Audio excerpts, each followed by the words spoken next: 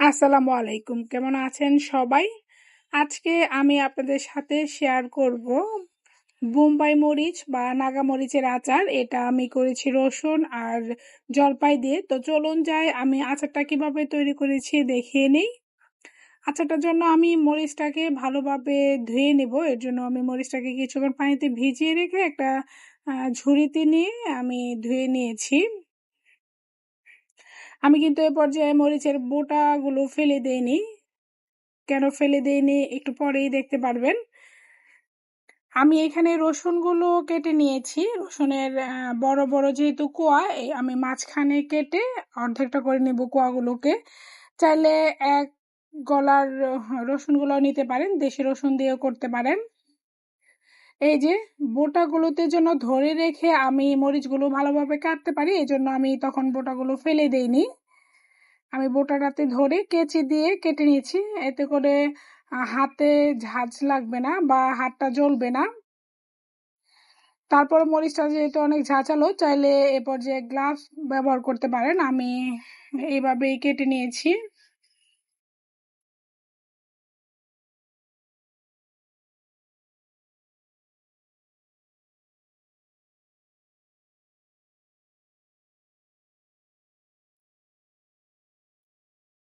দেখে নিশ্চয়ই বুঝতে পারছেন আমি কিভাবে মরিচটা কেটে নিয়েছি।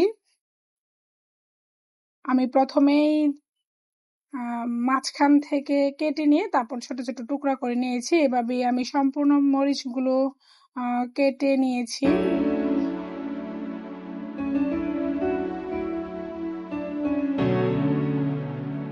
এখানে আমার প্রায় 150 মতো মরিচ আছে। আমি 150 মরিচ কেটে আমি আচারটা তৈরি করে নিয়েছি।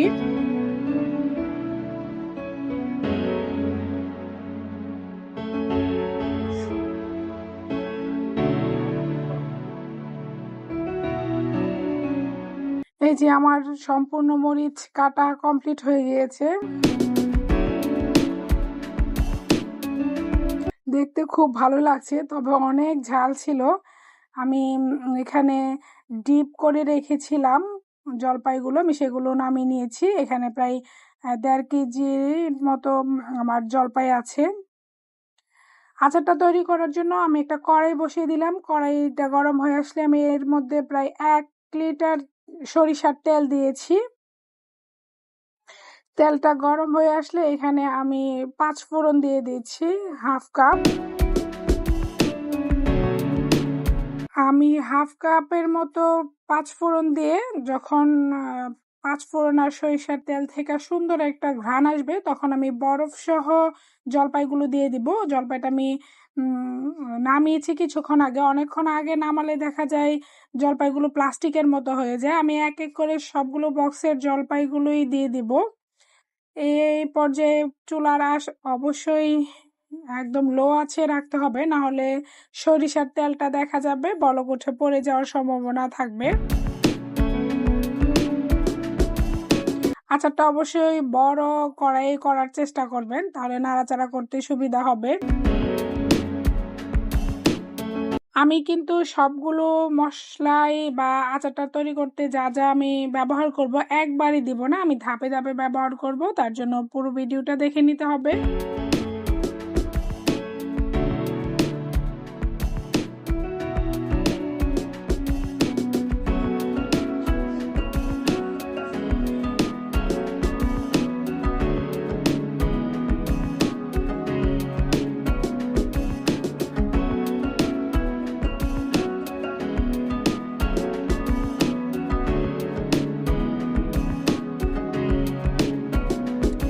আচারটা থেকে সম্পূর্ণ পানি ছেড়ে দিলে বা আচারটা বরফ থেকে ছেড়ে দিলে আমি পর্যায়ে 2 টেবিল চামচ হলুদের গুঁড়া দিয়ে দিব। সুন্দর একটা কালার আসবে তাহলে আচারের মধ্যে। আমি হলুদটাকে ভালোভাবে মিশিয়ে নিব।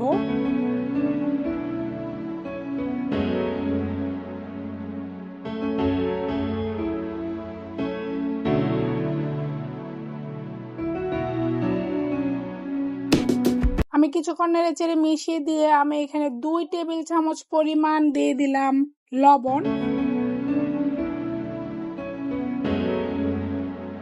আমি দিয়ে দিলাম আমি যে কেটে রেখেছিলাম রসুনগুলো প্রায় 1 কেজির মতো রসুন ছিল, আমি সম্পূর্ণ রসুনগুলো দিয়ে দিলাম।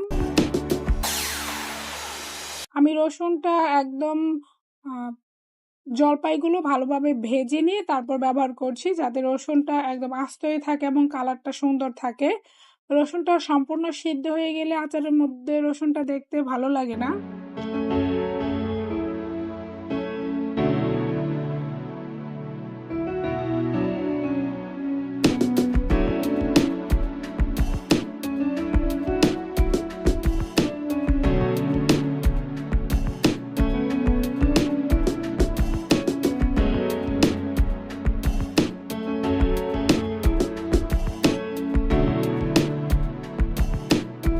আমি ভালোভাবে ভেজে নিয়ে রসুনটাকে তারপর দিয়ে দিলাম কেটে রাখা মরিচগুলো। মরিচটা দিয়ে আমি ভালোভাবে নেড়ে চেড়ে মিশিয়ে নেব একদম। মরিচটা আচারটা একদম শেষ পর্যায়ে হয়ে আসা পর্যন্ত মরিচটা একদমই মিশে যাবে। অনেক সুন্দর একটা এ পর্যায়ে ফ্লেভার এসেছে।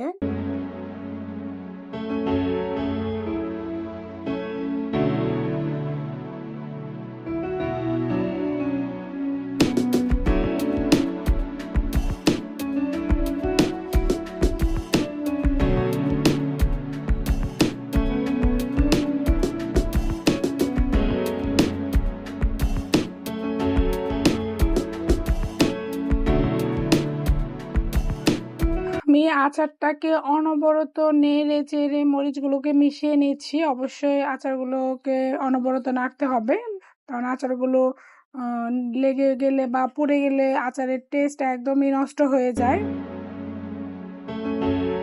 মরিচটা যখন কিছুটা নরম হয়ে এসেছে, আমার জলপাইগুলো কিছুটা মিশে এসেছে, এই পর্যায়ে আমি আরো 1/2 লিটার সরিষার তেল মিশিয়ে দিয়ে আমার নেড়ে চেড়ে নিব। আমি এখানে 1/2 কেজি পরিমাণ চিনি ব্যবহার করছি, তাহলে আমার জলপাইটা যে টক সেটা ব্যালেন্স হয়ে যাবে। জলপাইয়ের টকের উপর নির্ভর করে চিনিটা ব্যবহার করবেন। আমি ভালোভাবে নেড়ে চেড়ে এগুলোকে মিশিয়ে নিচ্ছি। আচারটা শেষ মুহূর্তে হয়ে আসা পর্যন্ত খেয়াল রাখতে হবে যে বলকগুলো আসে সেগুলো থেকে যদি ফেনা বের হয় তাহলে বুঝতে হবে আচারটা এখনো পারফেক্ট হয়নি, তাহলে দেখা যাবে নষ্ট হওয়ার সম্ভাবনা আছে। ফ্রেশ একটা বলক যখন আসে, বলক আসার সময় যদি ফেনা তৈরি না হয় তাহলে বুঝতে হবে যে আচারটা একদমই পানি শুকিয়ে গিয়েছে। টিপস হিসেবে এটাও মনে রাখতে পারেন।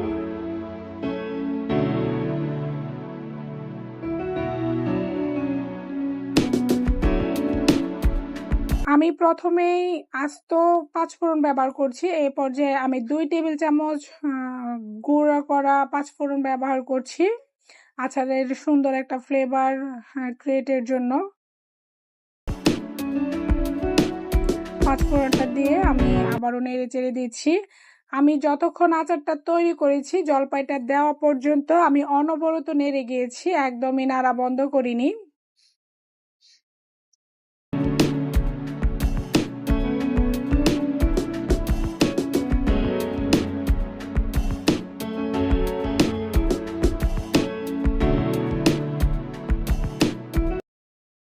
আমি এখানে সিরকা ব্যবহার করছি, 30 ml এর মতো আমি এখানে সিরকা দিয়েছি। এখন আমি ভালোভাবে নেড়ে চেড়ে মিশিয়ে নেব আবারও। কিছুক্ষণ জাল করার পর আমি এই চুলাটাকে বন্ধ করে দেব। আমি সম্পূর্ণ আচারটা মিডিয়াম থেকে কিছুটা কম আছে আচারটা তৈরি করেছি। এতক্ষণ আমার ভিডিওটা দেখার জন্য সবাইকে অসংখ্য ধন্যবাদ। একবার ট্রাই করে দেখবেন। আসসালামু আলাইকুম।